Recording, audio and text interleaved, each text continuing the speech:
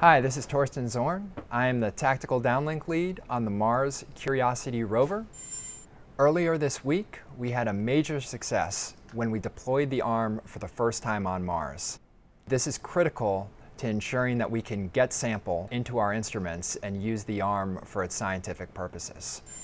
The ChemCam unit, or chemistry and camera instrument, fired the laser for the first time on Mars, using the beam from the science instrument to interrogate a fist-sized rock called coronation.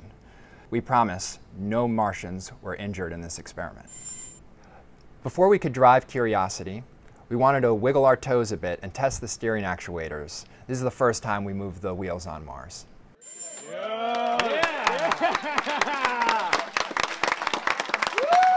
We hit a major milestone on Mars. We completed our first drive of the Curiosity rover.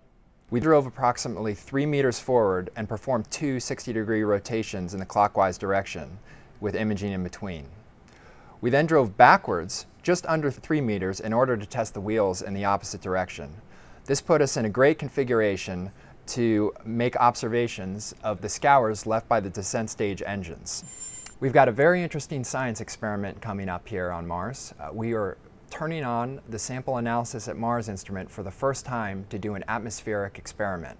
This is where we let in atmosphere into the instrument and perform various science experiments to determine the composition of the atmosphere.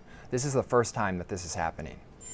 Within days, we will start our journey to our first chosen destination on Mars, Glen Ellig. We hope to obtain our first drilled rock sample on Mars at this location.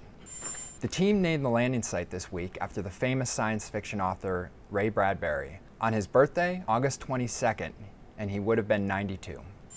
This has been your Curiosity Rover Report. Check back for further updates.